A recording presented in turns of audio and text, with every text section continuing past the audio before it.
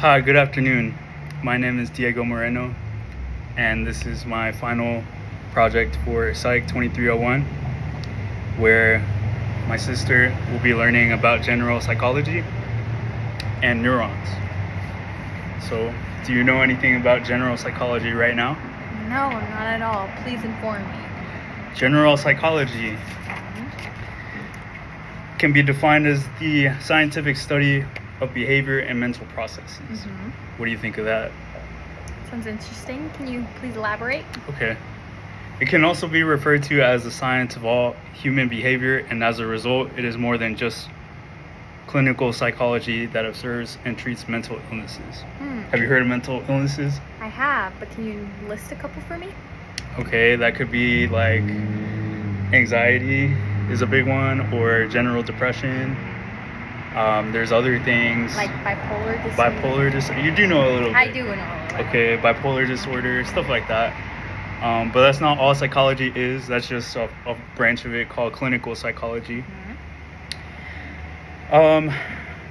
Behavior is everything we do that cannot be directly observed, or that can be directly observed. Mental processes are thoughts, feelings, and motives that cannot be directly observed, but that does not make them any less real. What do you think of that? I find that interesting. Okay. So, general psychology is a science. So it follows the scientific method. Part of the scientific method is observing some phenomenon, formulating hypotheses and predictions, testing through empirical research, drawing conclusions, evaluating conclusions. Like other sciences. Yeah. It all follows the same kind of process. Do you have any questions so far? Not really. Keep going. Okay. Tell me more. Psychology deals with the human mind and how it behaves.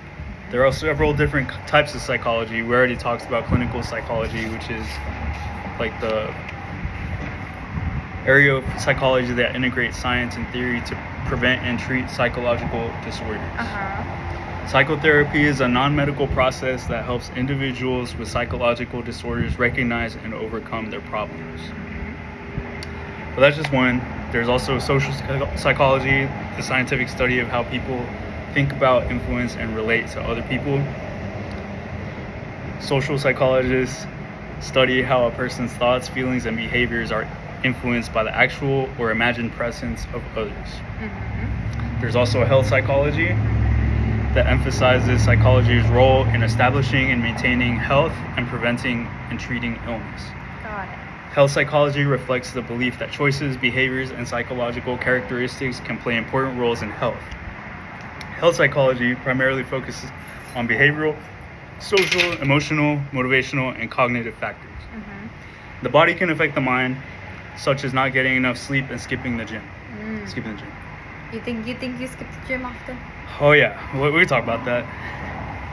Healthy psychologists believe that health behaviors or practices that affect our well-being, such as adopting a healthy approach to stress, exercising, eating right, brushing one's teeth, not smoking, and drinking in moderation, can positively influence the mind. Creating those good habits. Yeah. Creating good habits. So we can talk about that for a little bit. I had to see a therapist last year. Oh, really? A branch of clinical psychology, because I was so stressed out. I was not sleeping right. I was not following good habits. Were you brushing your teeth? I was brushing my teeth, but I was falling behind in other things, and that was really affecting my mental ability to. Yes.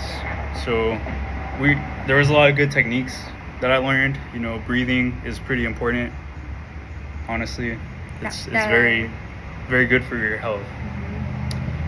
When you get stressed out, you can breathe in for 6 seconds, I think, hold it for 4 seconds, and then exhale for 7 whenever you're stressed out, and it helps. Calming your nervous system. Helps calm your nervous system down. But also getting enough sleep is really, really important overall for your overall health. So is going to the gym, exercising. It releases endorphins in your brain. It's like a feel-good chemical.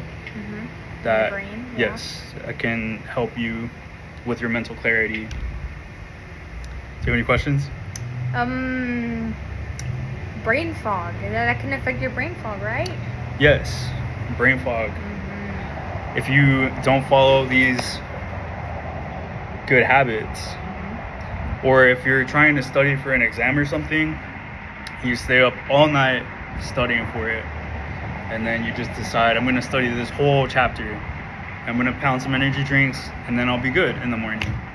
Not a good idea, because you need to make sure that you're getting enough sleep, or you will have that mental fog. Mm-hmm. Even though you were studying all night, you still needed that rest, which you did not give your body. I should do that less. Should do that less. And that there could be all sorts of long-term effects if you continue to do that for a long time. Detrimental effects. Detrimental There we effects go. to your health. Mm-hmm. All right, let's talk about neurons. Can you tell me what neurons are?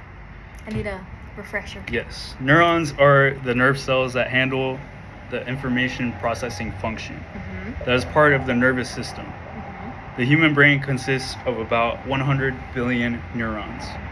The average neuron is a complex structure with as many as 10,000 physical connections with other cells. The neuron is composed of a cell body, dendrites, and an axon. Dendrites are tree-like fibers projecting from a neuron, receiving information and orienting towards the neuron's cell body. Mm-hmm. Axons are part of the neuron that carry information away from the cell body towards other cells. Although they're extremely thin, axons can be very long with many branches. Some can be up to 3 feet from the top of the brain to the base of the spinal cord. To transmit information to other neurons, a neuron sends a brief electrical impulse or a blip through its axon to the next neuron. A blip? A blip. Mm-hmm. Synapses are tiny spaces between neurons. Mm-hmm. The gap between a neuron is called a synaptic gap. Most synapses lie between the axon of one neuron and the dendrites or cell body of another neuron. The nervous system is the body's electrochemical communication circuitry. Mm-hmm. The field that studies the nervous system is called neuroscience, and the people who study it are called neuroscientists. Mm-hmm. With each division of the nervous system, much is happening at the cellular level. Nerve cells, chemicals, and electrical impulses work together to transmit information at speeds of up to 330 miles per hour. As a result, information can travel from your brain to your hands or vice versa in just milliseconds. What do you think of that? That's crazy. That's a bunch of stuff that move really fast.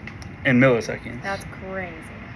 All that needs to happen for everything that your body does. Mm-hmm. So you telling your hand to move in a certain way, Yeah.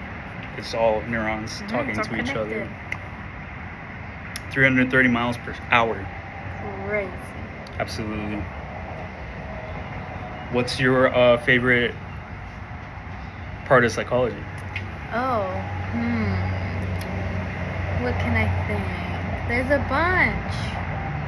I think my favorite part was creating those good habits, like creating a good bed. Let's say creating a bedtime routine Okay. to help your body stay functional and And what kind of psychology is that? It's a sub section Yes. of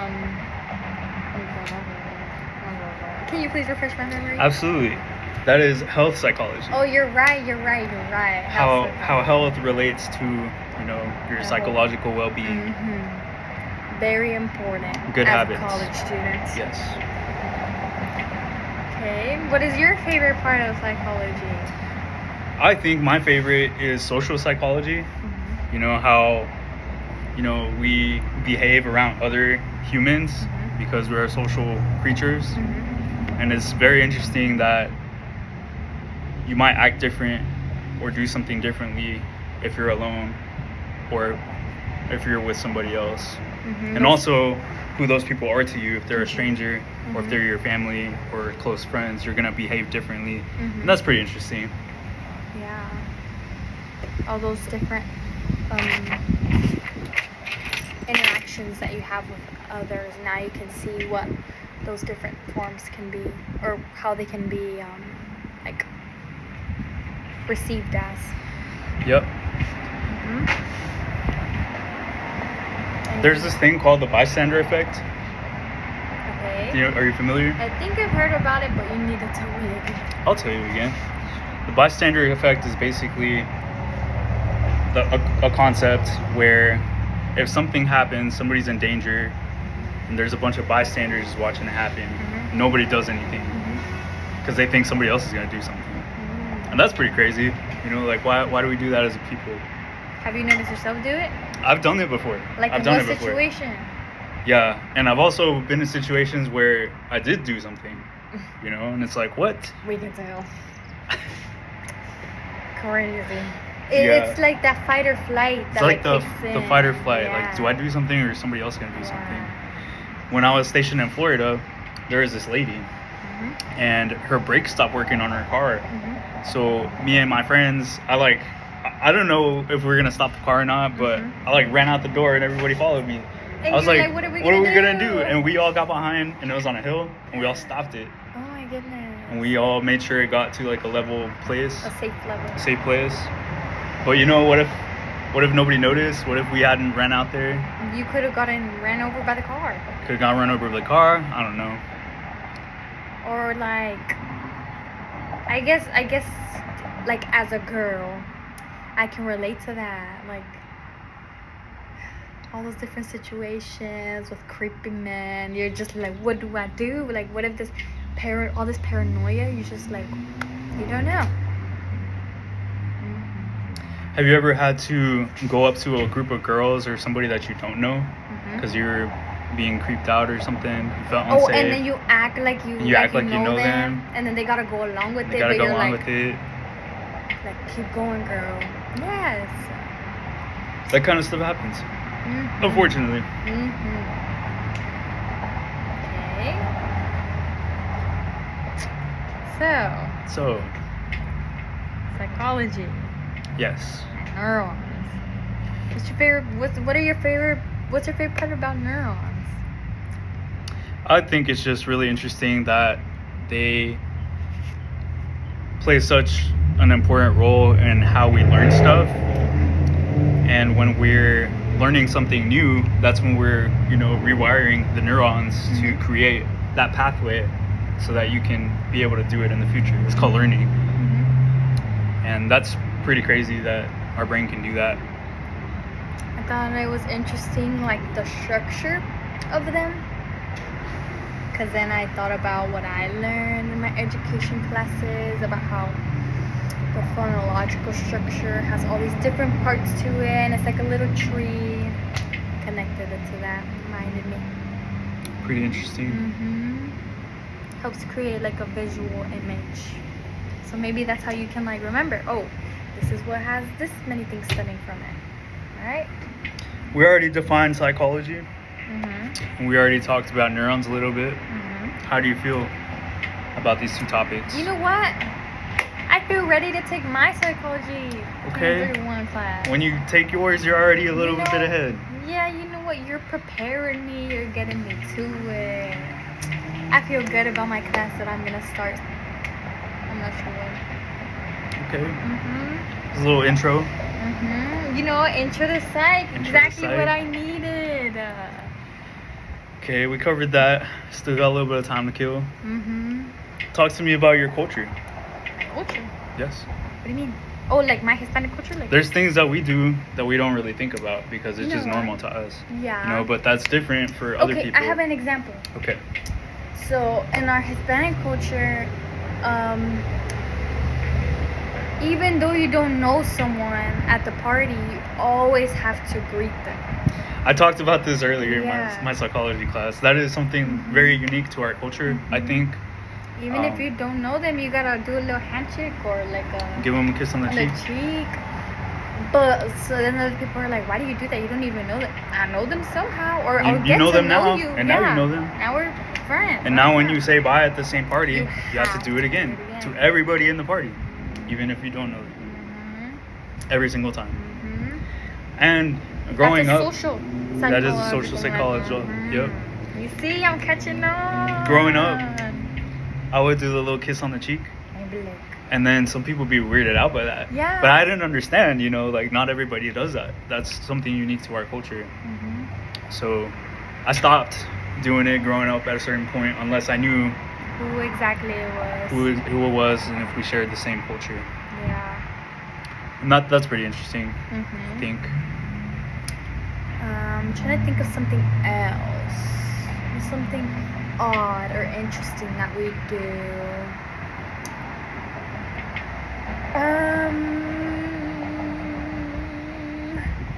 I don't know. I don't think. What is one that you find? What is another one besides that one? Well, you took mine.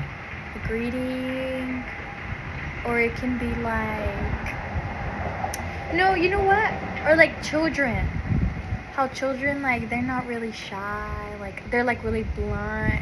Like all of those messages, like all those things that they get to their brain, like it just comes through. They have no filter. Mm-hmm. And when you start growing up, like in those like that social psychological like category, like then you like filter what you're gonna say. You're not so blunt because you notice or you know how other people might react to that whatever you have to say. Or that's a good point. Mm-hmm. You learn that it's a learned behavior as you grow up, that you can't say everything that comes to mind, or if you do, you should filter it. Mm-hmm. Because just to be nice or be respectful. Yeah. And a lot of times kids will say things, but they don't know better. Because your brain doesn't fully start developing until you're older. That's a good point. Mm-hmm. Yeah. I had to work around people with a lot of different backgrounds that came from all walks of life. Mm-hmm. And something I noticed about, there's two main groups. The southern U.S. Mm-hmm. culture and then Filipino culture. Mm-hmm. Something interesting about the southern U.S. culture is that they refer to older people as sir or ma'am. Mm-hmm. And that's not something that I would do, regularly. I would do it in Spanish to people. But I guess I never really did it in English. And that's really when I noticed that I did not do that. Mm-hmm. Automatically. Yeah. But I mean, also that based on where you live, that's like a learned behavior, right? Like, yes, ma'am, yes, sir. I feel like something that could have helped that too was being in the military, right? Like you're forced to. Yeah, that's really when I noticed. Why, like your brain had to like rewire, like, oh, I have to. And I was like, this. I should say that. That's Yeah. Out of respect. Mm-hmm. And so you don't get in trouble. Mm-hmm. Filipinos have a lot in common with Mexicans. Like we kind of like the language, kind of. There's a lot of overlaps, like borrowed words from Spanish when we speak Spanish. But both countries were colonized by Spain. So there is a lot of similarities. Rice is a staple food for both countries, which is really interesting. Or like, I'm thinking of like the... Can you remind me the like the psychological like category for like let's say if we were to make eye contact, like your brain like does like an eye contact, like different cultures, eye contact isn't always respectful. That's true. Yes. So maybe sometimes like coming from the US and you go visit a country like in Japan, like even though your body wants to do that, you have to think and be like, oh, maybe I shouldn't do this. Maybe I shouldn't make eye contact with that. Because it is seen as disrespectful in Japanese culture. And that's super interesting that little things like that we don't think about all the time could mean something completely different for somebody else, depending on their culture. Yeah, like depending on where I start to teach in the school district, I have to be mindful of like where the students' backgrounds come from. No boundaries are crossed, one way that I'm gonna incorporate these things that I learned, like, is like in a calm down corner in my classroom. That could try the breathing method for them to calm down. In the calm down corner, I can have maybe some little fidget toys, That talked about that in the psychology textbook. I love using fidget toys. That brings me to another point. There is, I can't remember right now, I didn't put it in my notes, but as a teacher, there's a technique that you can use where one example that was given is all the children are being all rowdy. And you're trying to get them to sit down, but they won't. So one thing you could do is give out little tokens or little good behavior. A classroom management strategy, yeah. Yes, and then you at the end of class you can have like a little treasure chest that they could pull toys out of if they were good. And then other kids will see that and be like, huh, maybe I should start doing that. Give them a little fidget spinner or something. My sister wants to be a teacher. I do. I already have a career, but I had to take this class. It's been a lot of fun. Here's the notes. I don't know if you can see that. But it was all just from the psychology and neuron parts of the textbook. So I hope you enjoyed. Thank you so much. And thank you for a good semester.